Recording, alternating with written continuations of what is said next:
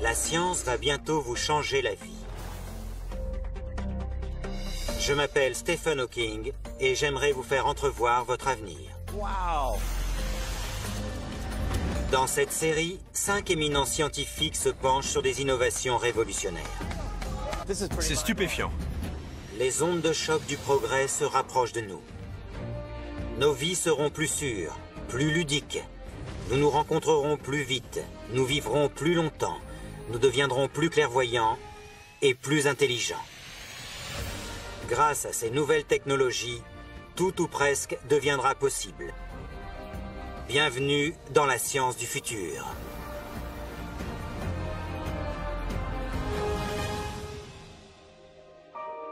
Il y a 100 ans, 2 personnes sur 10 vivaient en milieu urbain.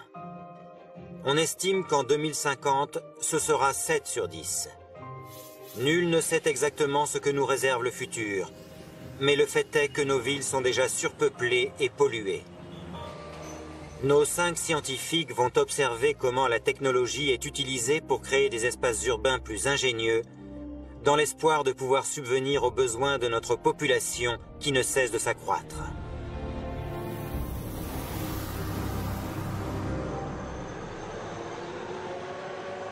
Pouvoir fournir l'énergie dont nos villes en expansion auront besoin représente l'un des grands défis de notre temps. Les combustibles fossiles sont sales. Les énergies renouvelables sont peu fiables. Le nucléaire est controversé. Pouvons-nous trouver une alternative? La réponse se trouve peut-être en France, où près de 40 000 coureurs se préparent pour le marathon de Paris. Sans le savoir, ils vont participer à une expérience scientifique sans précédent. Le résultat de cette expérience pourrait marquer le début d'une ère nouvelle pour la production d'énergie. Jim Al-Khalili va suivre ça de près.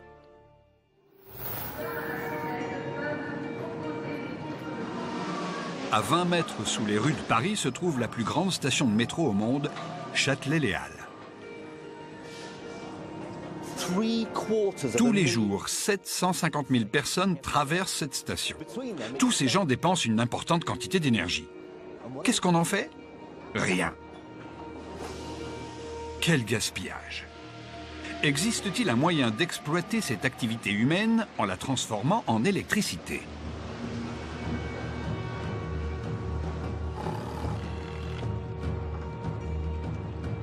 Cette équipe d'ingénieurs britanniques y travaille.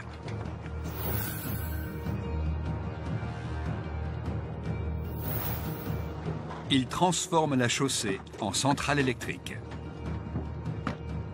Cette nouvelle technologie a été développée par l'ingénieur Lawrence Campbell Cook. Parlez-nous de votre concept, Lawrence. Qu'est-ce que vous faites exactement? La technologie PaveGen convertit vos pas en électricité. À chaque fois que vous marchez ou sautez sur une dalle, elle convertit une petite quantité de votre énergie cinétique en puissance électrique. La pression exercée par le pied abaisse une plaque flexible qui fait bouger un aimant néodyme dans un anneau de cuivre. Cet effort produit un courant qui peut être stocké. Contrairement à une dynamo normale, la dalle n'est constituée d'aucune partie mécanique qui pourrait tomber en panne. Chaque pas génère 10 joules, assez d'énergie pour allumer une ampoule de 10 watts pendant 1 seconde. Lawrence Campbell Cook soutient que beaucoup de pas peuvent produire énormément d'énergie. Vous avez besoin de combien de dalles pour que le système soit viable? On réfléchit en termes d'échelle. Par exemple, un appareil ménager banal a une énergie significative. En revanche, quand 50 000 personnes traversent toutes les heures un endroit comme une station de métro, ça représente 50 000 petites doses d'énergie. En combinant tout cela, on obtient assez d'énergie pour charger des batteries ou produire de la lumière. N'importe quel appareil demandant de l'énergie peut se connecter à cette nouvelle source d'électricité. Les dalles vont bientôt être testées à grande échelle. Elles sont installées le long des Champs-Élysées, à 200 mètres de l'arrivée du marathon. C'est notre plus grande installation. On va disposer au sol 178 dalles. Je suis impatient de voir combien d'énergie sera produite par rapport au nombre de coureurs. Et je suis pressé de voir quelles sont les dalles les plus efficaces. De l'énergie humaine, C'est une idée ingénieuse. Les réserves seraient inépuisables. Imaginez une ville entière illuminée grâce à ses habitants. Mais plus le marathon approche, plus j'ai des doutes. J'ai fait des calculs et je suis arrivé loin du compte. Chaque pas sur une des dalles produit 10 joules d'énergie. Cependant, pour éclairer tous les lampadaires de Paris pendant une nuit, il faut 1000 milliards de joules. Ça représente 100 milliards de pas. Je peux comprendre les réserves de Jim. Cette technologie ne pourra jamais faire concurrence aux combustibles fossiles ou à l'énergie nucléaire. Mais elle a le potentiel de changer radicalement la façon dont on produira notre énergie dans le futur.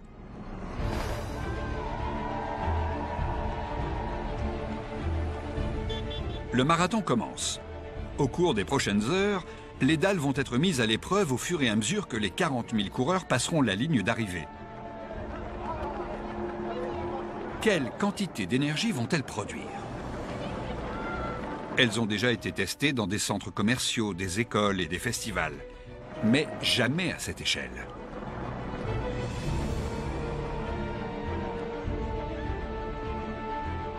L'énergie générée par les coureurs de tête est mesurée. Le moment est crucial pour Lorenz. Les coureurs sont encore en train d'arriver, ils passent tous par vos dalles. Combien d'énergie a été produite pour l'instant? Depuis 1 heure, les dalles ont produit environ 90 000 joules. C'est assez pour illuminer un lampadaire pendant un peu moins de 2 heures. Les derniers coureurs sont arrivés. C'est l'heure de faire les comptes. Les 140 mètres carrés de dalles ont généré 4,7 kWh d'électricité. C'est assez pour charger 2000 téléphones portables, conduire une voiture électrique sur une vingtaine de kilomètres ou fournir l'électricité pour 50 diodes électroluminescentes. Qu'est-ce que vous allez faire maintenant? Nous allons installer notre technologie dans plusieurs grandes villes, dans les transports en commun et dans des nouveaux bâtiments. Métro, aéroports, gares, ce sont dans des endroits comme cela que l'on peut se rendre compte du potentiel évident d'une énergie produite par l'activité humaine. Ici, PFGen pourrait être très utile. Nous nous trouvons à la station Charles de Gaulle, fréquentée par des milliers de personnes chaque heure. Nous voulons que nos dalles soient installées sur les quais et dans les couloirs. Chaque dalle produit une petite quantité d'énergie. Combien de dalles faudrait-il pour que les résultats soient significatifs? Beaucoup, c'est vrai. Mais cette technologie est gratuite et facilement accessible. Il faut en profiter. Des milliers de gens prennent le métro ici tous les jours. Ils pourraient générer plus de 500 kWh en une semaine, ce qui suffirait à fournir l'électricité de 10 maisons de taille moyenne pendant une journée. Ces dalles créatrices d'énergie sont en plein développement. Elles seront installées dans plusieurs grandes gares au cours de l'année. Des centaines de millions d'êtres humains à travers le monde pourraient bientôt produire de l'électricité rien qu'en marchant. Dans le futur, alimenter nos villes en électricité nécessitera un mélange de technologie, d'ingéniosité et d'imagination. Une partie de la solution pourrait bien être l'énergie humaine. L'électricité recueillie grâce à l'activité humaine pourrait être la meilleure des énergies renouvelables. Procurer les ressources nécessaires à notre population grandissante représente un véritable défi pour les villes du futur. En 2050, la population mondiale pourrait approcher les 10 milliards. Imaginez les files d'attente dans les supermarchés. Il faudra trouver un moyen de faire les magasins plus rapidement et plus efficacement. Est-ce que les robots peuvent nous venir en aide? En 2025, notre planète comptera 30 mégapoles de plus de 10 millions d'habitants. Tous ces gens auront des attentes et des besoins. Est-ce que la technologie peut nous aider à combler notre appétit pour les échanges commerciaux toujours plus rapides? À Boston, des robots sont spécifiquement fabriqués pour répondre à la demande des consommateurs. Chris Elias-Smith va tester la théorie stipulant que tout ce que font les humains peut être encore mieux fait par les robots. Faire les courses est long et ennuyeux. Est-ce qu'un robot peut aller plus vite que nous? On va faire un test simple. Je vais chercher une douzaine d'articles, puis passer en caisse. Nous allons voir combien de temps ça va me prendre. Le consommateur moyen passe environ 2h30 par semaine à faire ses courses. Dans une année, ça représente 15 jours entiers dédiés au shopping. Dans notre monde actuel où le temps est précieux, c'est un véritable gâchis. Des noix de cajou. On passe à la suite. De la glace. Voilà.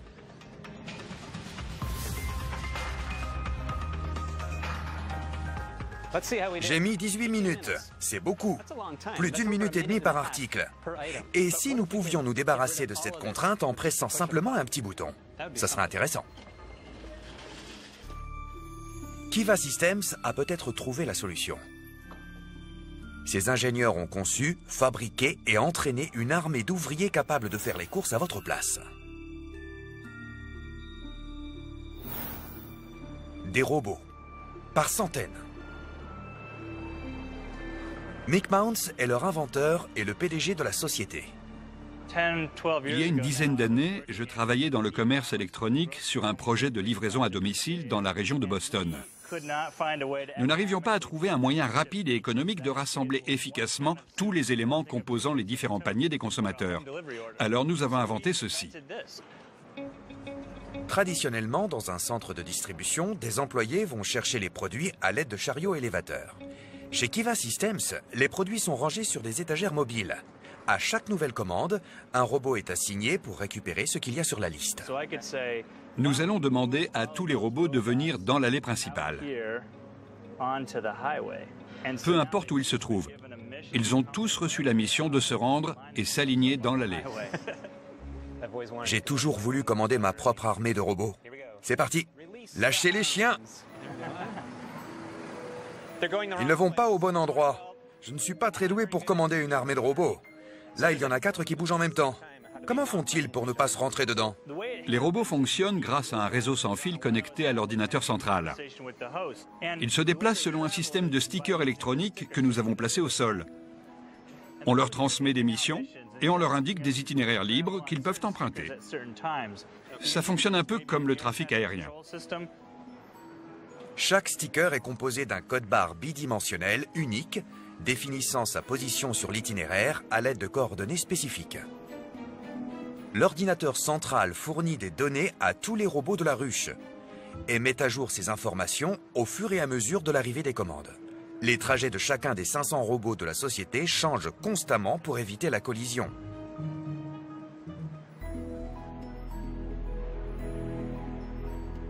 Quand ils sont tous en mouvement, on a l'impression d'observer une colonie de robots fourmis.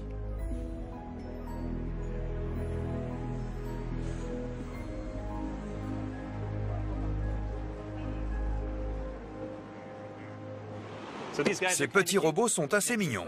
Mais comment marchent-ils? Regardons de plus près.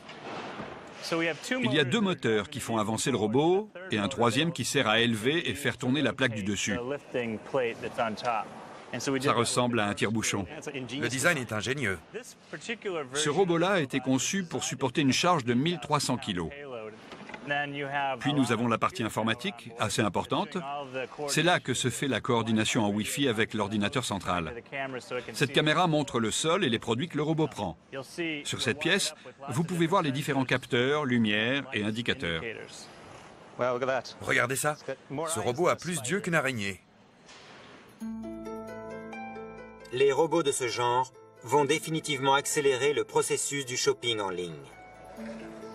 Mais pour parler de révolution, il faudrait qu'ils puissent être assez rapides pour permettre une livraison garantie le jour même de la commande. Nous allons tester les robots. À quelle vitesse peuvent-ils récupérer tous les produits de ma commande et les amener à ma porte? De quoi avez-vous absolument besoin? En premier, je voudrais de la glace au caramel. De la glace, ok. Voilà. Votre commande est maintenant lancée. On pourra récupérer les articles sur cette table, juste ici. Les robots devraient se mettre en marche. Ils bougent, oui. Ils vont commencer à récupérer les produits que vous avez commandés. C'est parti. Ce concept est vraiment novateur. On perd beaucoup moins de temps. Mais 5 articles arrivent en même temps? Oui, ça fait 5 robots pour 5 articles, à moins que l'un des robots porte 2 des articles que vous vouliez. L'algorithme de notre logiciel prend ce facteur en compte. Donc, si l'un des robots a 2 ou 3 des éléments que vous avez commandés, c'est ce robot qui sera sélectionné. La charge de travail des robots en est diminuée. Le premier est déjà là. 30 secondes après l'envoi de votre commande depuis Internet, le premier produit peut être récupéré. C'est génial. C'est ça le futur. Bientôt, vous pourrez aller au travail le matin, passer une commande et être livré chez vous le soir. Amazon, la plus grande entreprise de commerce électronique au monde, a acheté Kiva pour 800 millions de dollars. On estime qu'en 2023, le shopping en ligne représentera plus d'un quart de toutes les ventes, notamment grâce à l'avantage de la livraison rapide. Les différentes possibilités d'interagir avec le monde sans être physiquement présent augmentent rapidement. Comme vous pouvez l'imaginer, je trouve ça particulièrement séduisant. Vivre dans nos villes aujourd'hui peut être épuisant. Combien de fois avez-vous déjà souhaité avoir un double avec qui partager votre travail et toutes vos responsabilités? Créer des doubles numériques de nous-mêmes parfaitement réalistes est un rêve ambitieux. Les dernières technologies suggèrent que l'idée n'est pas aussi farfelue que l'on pourrait le croire. Quand j'étais plus jeune, les avancées technologiques prédisaient un futur dans lequel nous aurions plus de temps pour nos loisirs. Mais en fait, plus nous avons de temps libre, plus nous sommes débordés. Aujourd'hui, nous disposons de machines qui augmentent notre capacité à devenir multitâches. Et si nous pouvions être en 2 endroits à la fois? Daniel Kraft va enquêter sur la façon dont nous pouvons être dupliqués virtuellement. À quel point un avatar peut-il être convaincant? Au Japon, le professeur en robotique Hiroshi Ishiguro a créé son double robot. Il espère qu'un jour, ce double pourra donner des cours à sa place. Le robot est plutôt réaliste et presque convaincant. Mais il a quelque chose de dérangeant. Il manque quelque chose. Je me rends à l'autre bout de la planète, à Los Angeles, où l'industrie du divertissement a inspiré ce qui pourrait être une meilleure solution. Ici, à l'Institut de technologie créative de l'Université de Californie du Sud, des scientifiques pensent que si nous voulons vraiment essayer de nous dupliquer, il faut oublier les robots. Ils travaillent sur un moyen de copier les humains grâce au numérique et à la technique du photoréalisme. L'équipe de scientifiques fait des recherches sur la façon dont la lumière est réfléchie par notre peau. Utilisant de nouvelles techniques de digitalisation, leur but est de reproduire une image virtuelle convaincante de personnes existantes. Bonjour. Un des nombreux projets de l'équipe est dirigé par Paul Debevec. Allons nous faire numériser. Paul, sur quoi travaillez-vous? Nous nous trouvons dans le laboratoire graphique de l'Institut de technologie créative. C'est ici que nous nous servons de notre dispositif lumineux et de la digitalisation pour créer des doubles virtuels qui ressemblent trait pour trait à nos modèles humains. Le défi est de taille parce que pour réussir à le faire, on doit prendre en compte tous les pores et les plis de la peau, sa clarté et sa couleur, mais aussi les différents mouvements du visage lorsqu'il change d'expression. Grâce à la photographie numérique, on peut déjà capturer une infinité de détails. Qu'est-ce qui est différent avec ce nouveau système? Une photo numérique est une image plate, à 2 dimensions prise selon un point de vue, un seul éclairage, et qui ne peut capter qu'une seule expression faciale. Ici, nous essayons de reproduire un modèle numérique de quelqu'un photographié sous n'importe quel angle et n'importe quel éclairage. Nous enregistrons aussi toutes les expressions faciales possibles grâce au Light Stage.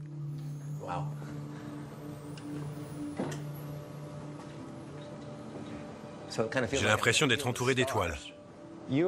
Cet appareil compte à peu près 6000 ampoules LED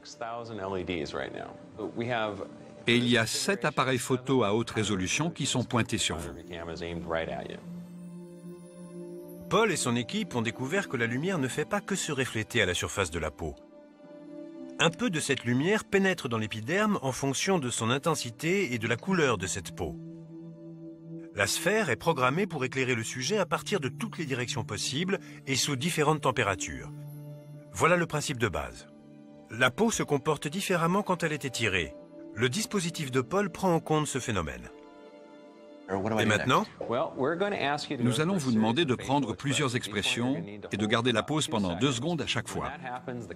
Les appareils photos vont se déclencher et prendre environ 16 photos pendant ces 2 secondes et sous différents éclairages pour qu'on puisse enregistrer la brillance et la transluminescence de votre peau, ainsi que la manière dont la lumière se réfléchit sur votre peau. Nous avons besoin de tout cela pour reconstruire votre visage en 3 dimensions. Super, allons-y. Je dois avouer que je suis un peu inquiet que mon visage soit examiné si minutieusement. Daniel, vous allez prendre votre première expression. On commence habituellement par une expression neutre, les yeux fermés. Ça, je sais faire. Je ferme les yeux. C'est bon, passons à la suivante. Neutre, les yeux ouverts. Ok, très bien. Prenez maintenant une pause qui vous plaît. Faites quelque chose qui vous représente. Mon regard interrogateur. Asseyez-vous. Nous allons regarder les photos qu'on vient de prendre dans le Light Stage. Voici votre expression neutre, les yeux fermés. Vous pouvez remarquer les différents éclairages. C'était ça les flashs qui se déclenchaient de tous les côtés? Oui. On a enregistré tous les aspects de votre peau selon différentes lumières. Voilà votre expression perplexe. Regardez cette image et la surface de votre peau. La lumière a tellement bien pénétré votre épiderme que l'on peut voir une quantité incroyable de détails. Ce sont ces détails qui vont nous servir à réaliser un modèle en 3 dimensions. Votre vous numérique sera aussi détaillé que ça. On peut créer une version de moi en 3D maintenant. Oui. Pendant que nous regardions ces photos, notre conceptrice technique, Jay Bush, a finalisé votre modèle 3D. Je pense qu'il est prêt. Le modèle 3D est une numérisation qui reproduit la forme et les contours de mon visage. Le défi est de combiner cette base avec le reste des informations visuelles obtenues grâce aux photos. Je suis pressé de voir le résultat. Voici votre modèle en 3D. Votre visage a été entièrement reconstruit à partir des premières photos que nous avons prises. Ce n'est pas une photo, mais une reconstitution. Et voilà ce qui se passe quand on rajoute les autres informations photographiques. Maintenant, on peut voir la couleur et même la brillance de votre peau. Les conditions d'éclairage de cet environnement test sont différentes de ce qu'elles étaient au moment de la prise de photos à l'intérieur du Light Stage. C'est incroyable. Ce n'est pas une photo de moi, mais une reconstitution de mon visage. Comment avez-vous fait? J'ai rassemblé toutes les données qui ont été recueillies et j'ai pu reconstruire votre visage avec une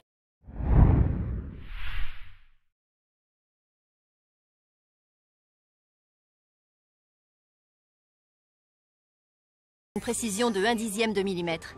Ce sont tous ces petits plis et ces rides qui rendent l'image plus réelle. 1/10 de millimètre, c'est presque trop précis. C'est absolument crucial pour créer un personnage numérique réaliste, qui est convaincant dans ses mouvements et au niveau des émotions qu'il essaie de communiquer. Le résultat est assez impressionnant. Mais pour créer un avatar vraiment convaincant à l'image parfaite de son modèle, il faut que ses mouvements paraissent naturels. Paul fait des tests sur un personnage modelé à partir d'un des chercheurs de l'équipe, Harry Shapiro. Beaucoup de gens à travers le monde m'ont contacté pour me demander si c'était bien moi. On a la même voix et il me ressemble, à part pour la calvitie. Nous avons commencé par le Light Stage, là où vous étiez. Harry est resté à l'intérieur pendant 30 minutes et nous avons photographié une trentaine d'expressions différentes. Vous pouvez en voir quelques-unes. Puis nous sommes allés plus loin. Nous avons fusionné toutes ces expressions pour obtenir plusieurs séquences de mouvements naturels. Vous pouvez observer qu'à chaque nouvelle expression, la forme du visage et sa texture changent. Les détails sont incroyables. On peut faire tout ce qu'on veut à ce visage. Cette image-là, très colorée, vous montre notre technique d'animation. Quand Harry bouge, ses expressions faciales stimulent différentes parties de son visage. Toutes ces parties en mouvement sont détectées puis mixées pour obtenir des enchaînements de mouvements naturels, animés. Dans cette dernière vidéo, vous pouvez voir notre IRA numérique parler. La synchronisation labiale n'est pas encore parfaite, mais vous pouvez déjà vous faire une bonne idée de ce qu'on essaie d'accomplir.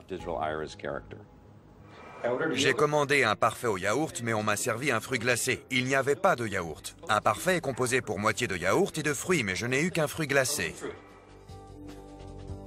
Il reste des progrès à faire, mais les améliorations sont constantes. Le visage que vous allez voir est la preuve qu'un avatar numérique peut être vraiment convaincant. Cette femme n'est pas réelle. Son visage est fait d'images de synthèse. Nous sommes spécialisés dans l'animation haute résolution de visages pour films et jeux vidéo. La prochaine étape est de développer la technique à plus grande échelle. Ici, les mouvements de cet acteur numérique sont contrôlés à l'aide d'un simple bouton. Vous avez vu le Light Stage X, qui sert à la numérisation des visages, et je vais vous montrer maintenant le Light Stage 6. Light Stage 6. C'est immense. Cette sphère de 8 mètres de diamètre a été conçue pour éclairer le corps humain tout entier. Il y a 931 lumières sur le dôme et 180 au sol, chacune composée de 6 LED, donc vous êtes entouré de 6666 points lumineux. La sphère est assez large pour qu'on puisse éclairer un corps entier. Nos appareils photo et caméras sont ultra rapides, ce qui nous permet d'avoir de multiples clichés sous de nombreux éclairages différents. Ce n'est pas de la capture de mouvement? La capture du mouvement ne capte qu'un nombre réduit de points sur le corps. Nous enregistrons les mouvements de l'intégralité du corps. La caméra peut être déplacée tout autour de l'acteur et les techniciens ou le réalisateur utilisent le Light Stage en fonction de ce qu'ils cherchent à reproduire. Quel est votre objectif ultime? Ce qui serait vraiment passionnant, ce serait de pouvoir connecter ces représentations numériques réalistes à des algorithmes d'intelligence artificielle. On pourrait créer des professeurs numériques, des tuteurs ou des collègues qui auraient leurs esprits propres et qui accompliraient des actes pour lesquels ils n'auraient pas été programmés. Je pense qu'on peut s'attendre à des résultats intéressants d'ici 10 ou 15 ans. C'est extraordinaire. Ça va vraiment changer notre monde. Maintenant que j'y pense, une version numérique de moi-même pourrait être très utile. Aujourd'hui, le monde virtuel prend une place extrêmement importante dans nos vies. Un Daniel numérique représenterait de nouveaux moyens de communication. C'est bon, je suis convaincu. Imaginez des tuteurs interactifs pour les cours en ligne, par exemple. Dans le monde du divertissement, cette technologie ferait fureur. Les acteurs numériques seraient jeunes pour toujours et capables de réaliser des exploits impossibles dans la vraie vie. Nos futures idoles pourraient très bien ne pas être réelles. Notre façon d'interagir avec le monde numérique est la clé des progrès que nous réaliserons dans le futur. Nos villes seront intelligentes et les maisons les mieux équipées auront des appareils très intuitifs. On ne fournira quasiment plus d'efforts pour les utiliser. L'invention de la machine à écrire a été une véritable révolution. Plus de 150 ans plus tard, les écrans tactiles ont ouvert de nouvelles manières de communiquer avec le monde numérique. Mais même cette technologie est limitée. Pouvons-nous améliorer encore notre relation avec le monde physique et enfin profiter des maisons et bureaux intelligents qu'on nous promet depuis des années? À Pittsburgh, les chercheurs de l'université Carnegie Mellon font des avancées spectaculaires dans le domaine de la technologie interactive. Karine Bondar s'y trouve pour nous parler des inventions qui rendent nos interfaces actuelles obsolètes. C'est ici. Bonjour Robert, qu'est-ce que vous faites?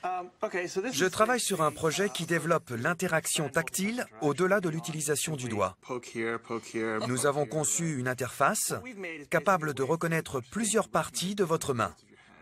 Vous pouvez toucher l'écran avec votre doigt, comme ça. De manière traditionnelle?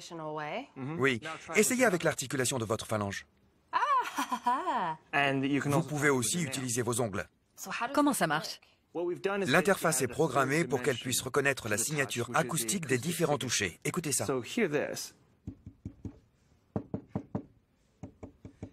Ces sons sont très différents. L'écran est capable d'exécuter ce que vous lui avez demandé selon la partie du doigt mise en action. Un des capteurs de l'écran peut détecter les différents types de vibrations qui servent à activer des fonctions distinctes. Au départ, il n'y avait qu'une façon possible de toucher l'écran tactile. À présent, il en existe 3. Votre manière d'interagir a été triplée. C'est un énorme pas en avant. Nous essayons maintenant de trouver un moyen pour pouvoir utiliser la main entière. Prenons cette tablette. Voilà un autre projet sur lequel nous travaillons.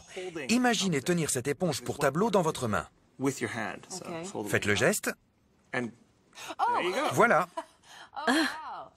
La brosse apparaît à l'écran. J'utilise toute ma main pour faire ça.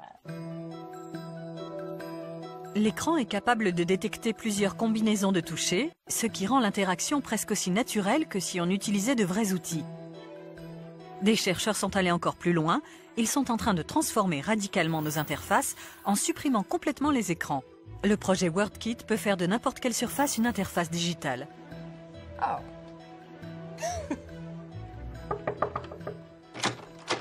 Chris! Bonjour, bienvenue. Bonjour, merci. De rien.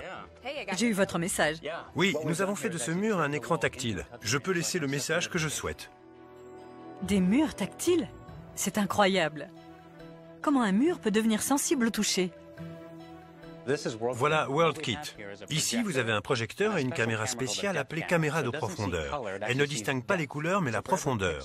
Au lieu de voir chaque pixel en rouge ou bleu, la caméra prend compte de la distance à laquelle se trouve le pixel. D'accord.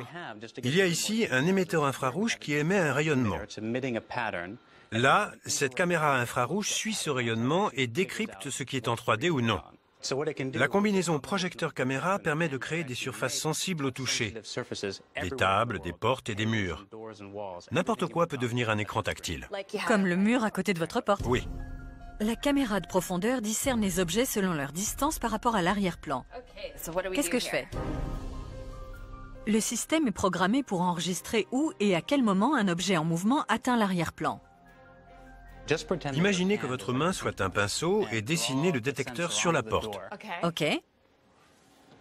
Où voulez-vous que vos messages apparaissent? Ici. Très bien. Maintenant, placez-vous devant la porte. Et voilà. Vous pouvez dire que vous êtes occupé. Quand je touche le mur, une petite tache bleue apparaît. Ça veut dire que la caméra de profondeur a détecté une activité. Le système détermine ensuite quel bouton j'ai touché et le projecteur l'illumine. Ceci n'est qu'un simple exemple du type d'application que l'on pourrait développer partout.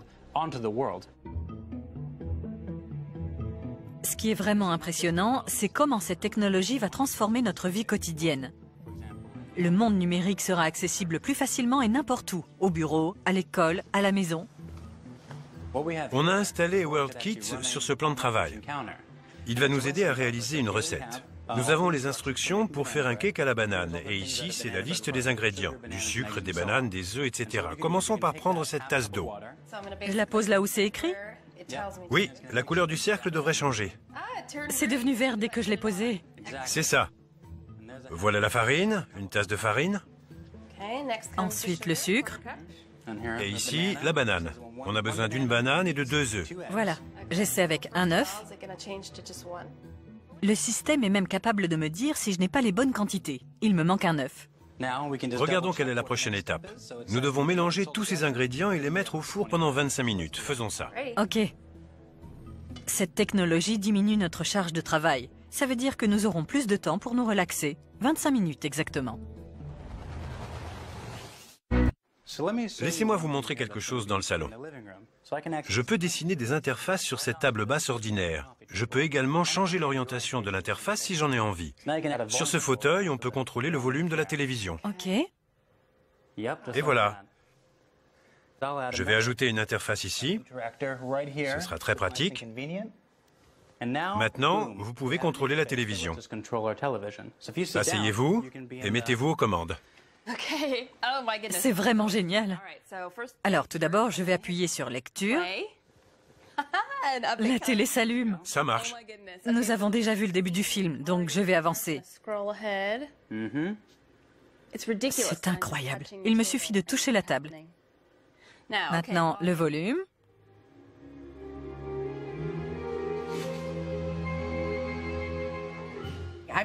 C'est la technologie parfaite pour les gens paresseux. Je vais prendre 10 kilos si j'installe ça chez moi. Dans quelle autre pièce de la maison pensez-vous que ce système sera utile? Vous avez remarqué qu'il est très facile de transformer n'importe quelle surface de la maison en surface sensible au toucher, comme ce fauteuil, cette table, un mur ou un plan de travail. Cette technologie pourrait être présente partout et se fondrait dans l'environnement comme l'air ou la lumière. Bientôt, nous n'aurons plus besoin de clavier ou d'écran. On aura un accès illimité à la technologie grâce à un simple toucher. La première étape est la miniaturisation. Nous essayons de créer des versions de WorldKit de plus en plus petites. Celle-ci fait la taille d'une ampoule. On retrouve le projecteur et la caméra de profondeur. C'est la même technologie qu'avant, mais en miniature. On pourra projeter des interfaces partout où on le voudra. Dans environ 10 ou 15 ans, on installera ces dispositifs dans toute la maison. Il y a 100 ans, avec l'arrivée de l'électricité, c'est ce qu'on a fait avec les ampoules. Et bientôt, les interfaces tactiles seront tout aussi indispensables. Chris espère que son système se sera imposé partout d'ici 2025. Grâce aux visionnaires comme Chris, dans un futur proche, nous pourrons interagir avec notre technologie quand nous le voudrons, où nous le voudrons et comme il nous plaira. Une nouvelle ère du numérique a commencé. New York est une de mes villes préférées. Elle est réputée pour son rythme effréné et ses gratte-ciels illuminés. 8 millions de personnes y vivent. Pendant que les habitants s'amusent, des invités indésirables sortent aussi faire la fête. 32 millions de rats. Depuis des années, la ville essaye de se débarrasser de ces rôdeurs porteurs de maladies, mais jusqu'à présent, les efforts pour contrôler l'infestation ont été vains. Les scientifiques essayent maintenant d'éradiquer le problème sans tuer un seul rat.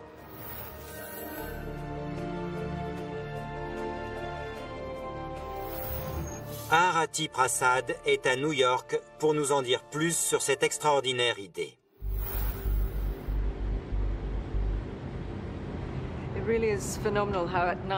À New York, les rats investissent les rues à la nuit tombée. C'est incroyable. Je ne suis ici que depuis quelques minutes et j'en ai déjà vu une douzaine. Ils boivent dans cette petite flaque d'eau et viennent chercher à manger dans les sacs poubelles alignés contre le mur. L'endroit grouille de rats. Même le poison est inefficace. Ils courent juste devant moi. Ils se sont habitués à vivre avec les humains dans cette ville. Là où il y a des humains, il y a de la nourriture.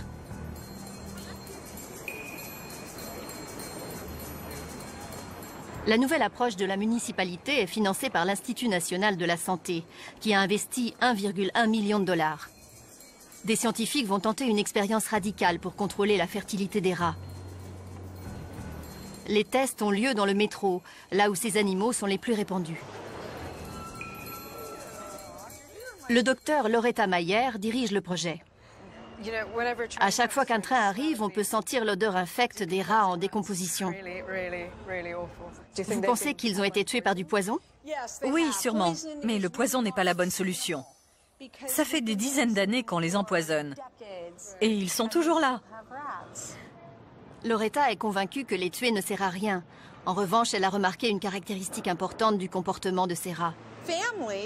Il y a des familles chez les rats, comme chez les humains.